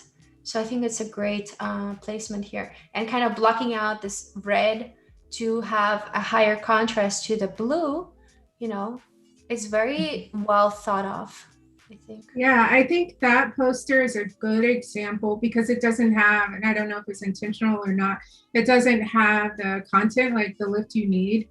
And I think that when you have an established brand, or if you're branding yourself as a small business or whatever, when you have that connection with your audience, that you can do something like that, put your logo in an image and people get it, and you don't need the message necessarily. Mm-hmm. Yeah, I think this is great. And now we really see how it's applied in reality, right? So this is what mock-ups are for, and I think it's a great way to just show the design in a realistic context. So how are these graphics going to be used? Because they might as well be online ads, like Monique was designing them today. So just seeing the graphic, you probably had an imagination, but a person who doesn't necessarily know what your imagination was, they cannot really understand what it is being used for. So here you're kind of showing exactly what it's being used for and how. So I think this is great. Mm-hmm. And here we have some close-ups to really be able to see the graphics and to dive a little bit closer into it. I think this is cool. Yeah, that definitely helps to tell the story. Like you get the emotions from the person, like you can really feel it. Absolutely. And I do yoga, but I'm not there yet, but I feel her strength for sure. Yeah, for sure. I mean, this is not an easy to reproduce position. I mean, you need a lot of balance for that. Mm-hmm. I have weak arms. Very nice. Very nice project. Love it. Victoria, great job. And another one. Vertig, Alfred Hitchcock, present. Jimmy Stewart, Kim Novak. It's like a poster, looks like, with a white frame.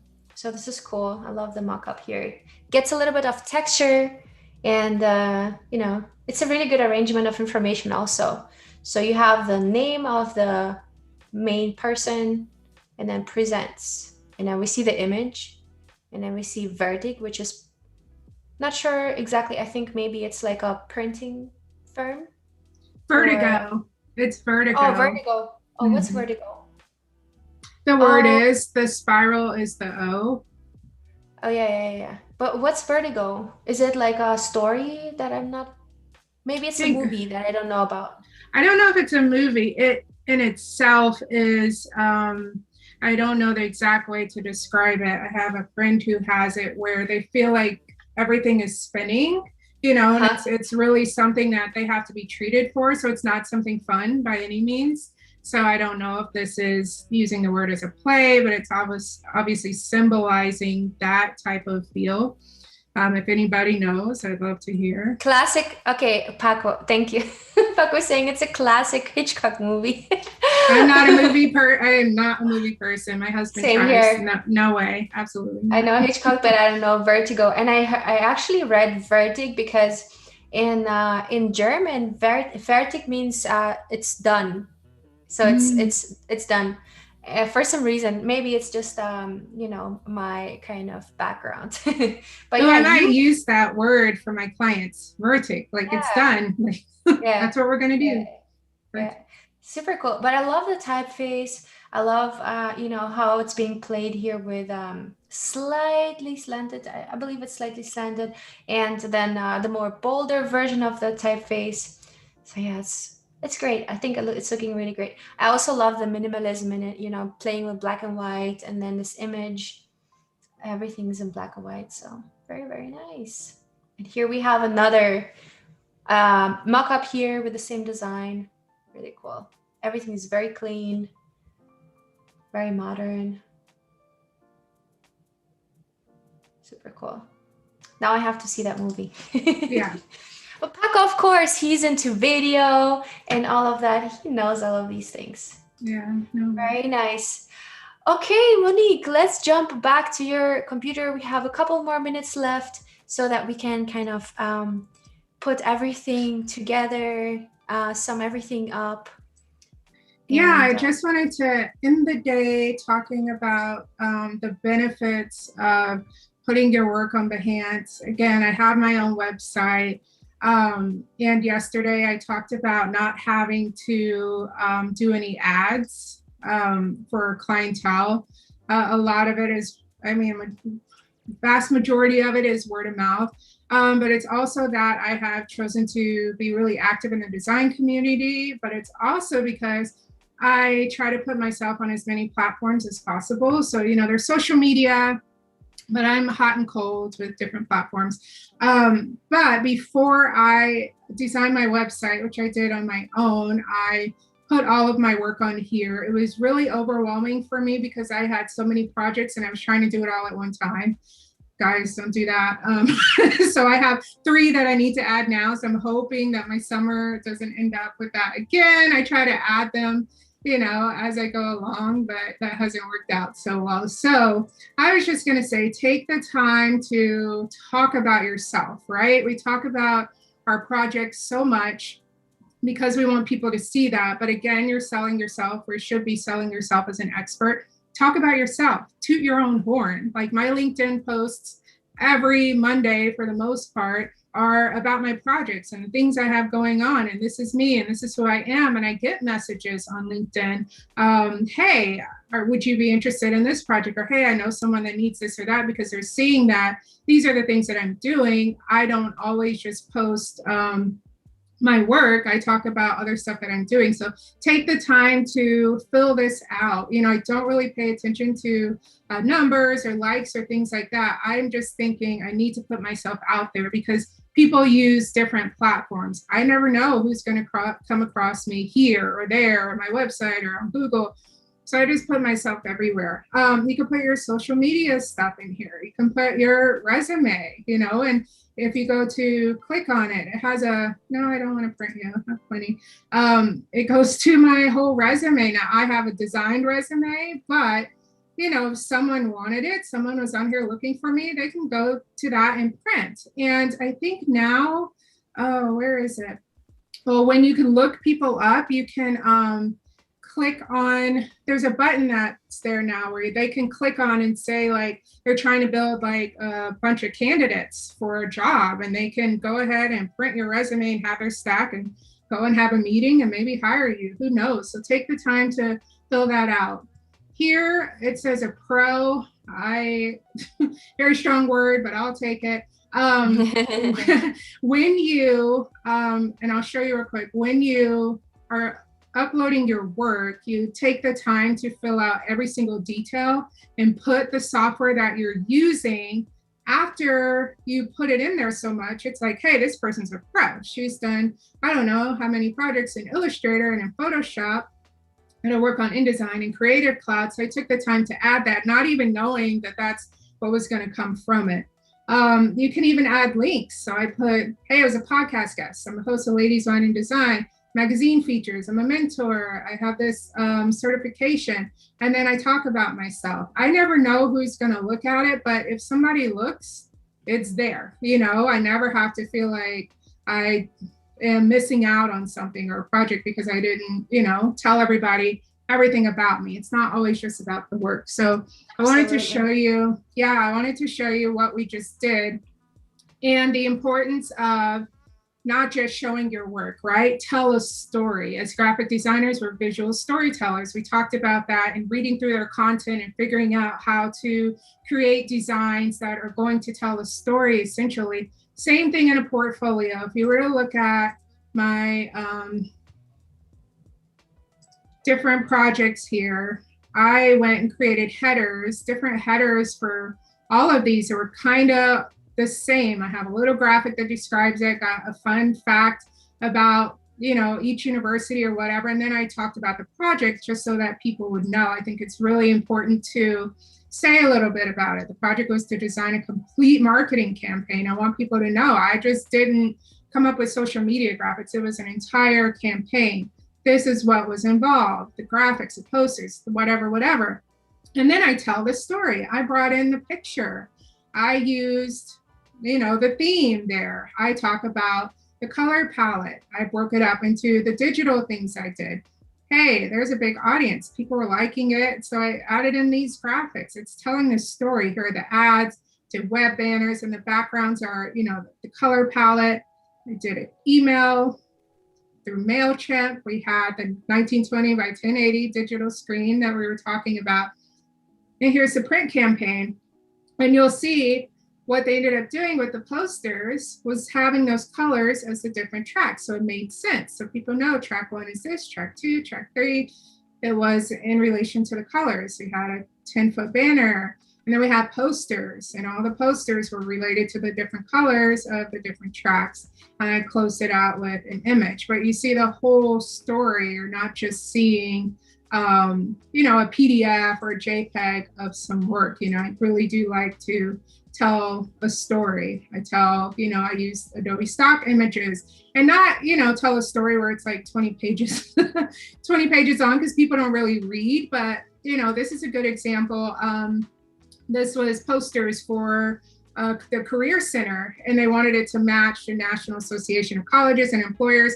So I talked about that because when they first came to me with the project, it was like, hey, we need some posters that are aligned with, these things here. It's just what we're supposed to have. We're required to have it. And I'm like, okay. And so I go to this website and I'm like, oh, well, they already have colors that are associated with each of these things. Well, then it will be smart to not just make up colors for each of these. Let's align them with whatever the colors already are.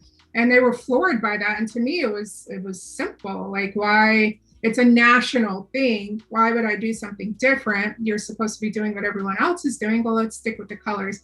So I say that to say I talk about that a little bit to show, like, I am thinking through the design projects that I have and the process, and I'm not just designing what someone's giving me to design, right? So that's awesome. That's super cool. Thank you. Yeah, I love you can appreciate people's work and create mood boards. Like I said, I don't pay attention to the insights.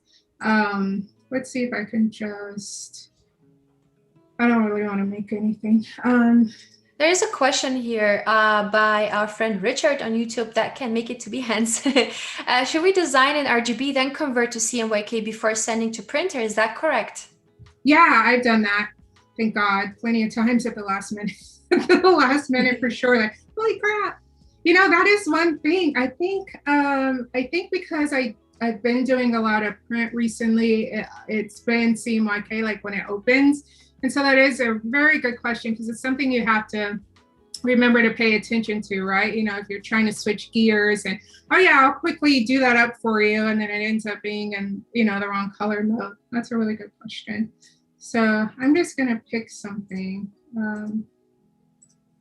Yeah, that is an interesting question. And also, let's say working with spot colors, there are whole libraries of Pantone colors that you can basically code towards a specific part of your graphic so that the Yeah. printer knows, hey, this is the specific spot color that they have coded to this and this and this part of the graphic, or this part of the text and this part of the text.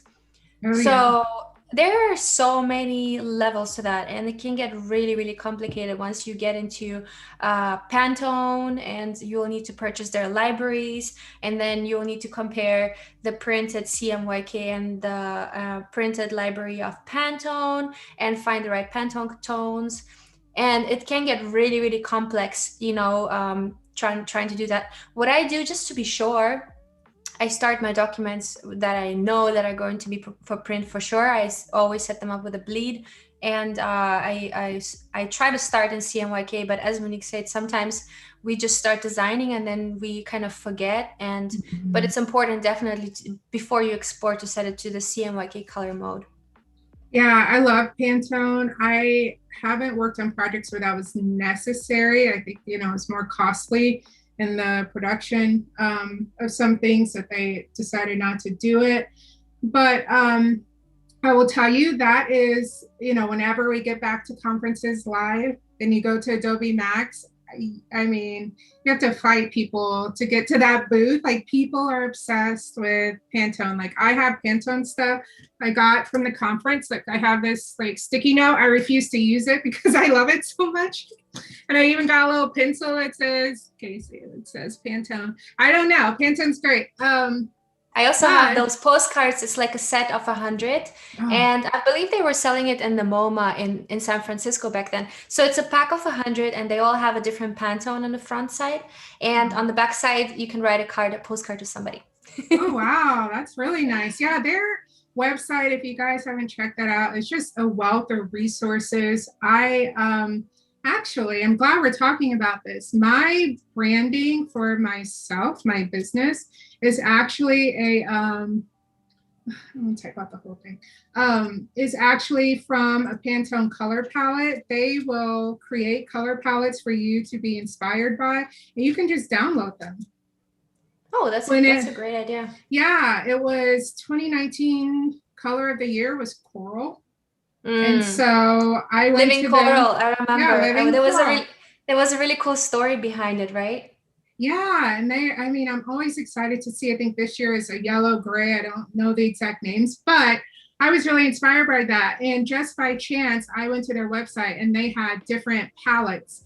I remember one of the names being Trippy, and I actually use that on social media, but my colors are all based off of that. And I don't know, and these are the colors from the color palette. I don't know. Like I said, I enjoy creating color palettes, but sometimes I struggle. That was a gift for me, to already have it kind of laid out. And then there were a couple different ones, muted ones or whatever. So my thank you cards, everything are based off of that. So I was just going to show, you can do different things with setting up your Behance. I like color. Yeah. Yeah. Oops. Like I said, I like mine to go the width, I like that. But this is really nice too. If you're going to scroll down and tell a story, it's really great. Yeah. So when you And continue. sorry, Woodwell, thanks for the reminder. We only have about 2 minutes left. So any quick questions before we Yeah. kind of finalize everything and say bye? Let us know in the chat. Yeah, so this is what I was talking about before. Make sure you are filling this out so that people can find you. What tools did you use? I And used Illustrator. absolutely. And that also increases the chances of you being featured in that specific category. So definitely a good thing to have. If you're getting featured, you're getting a lot of exposure, a lot of eyes on your work, and you probably also get a ton of jobs. Oh yeah, and don't think about just like social media graphics. Like for this, even though it's an institute, I would put conference. I would put conference. Maybe a client's going on there. We have a conference. I need to find someone that does conference design, and so they find you. Like be unique and kind of think outside the box on that as well. Yeah. Yeah. Awesome. Thank you So so much, Vuduval, for posting all of the links. Make sure to follow Monique on her Instagram. She has a lot of amazing content. Come and say hi on my profile as well. Go check out our portfolios. Say hi. Don't hesitate to reach out if you have any specific questions about the stream. And Monique, you have done such an amazing job. Thank you so oh much for gosh. sharing all of your knowledge. It was so awesome. Thank you guys for having me. This is fun. I want to do more and talk more, but next time. Thank you so much for everybody who joined us today. And of course, stay tuned for the XZ Daily Creative Challenge with, I believe, Howard Pinsky. And thank you so much, everyone. I'm Julia Masalska, and I'll see you soon. Bye bye.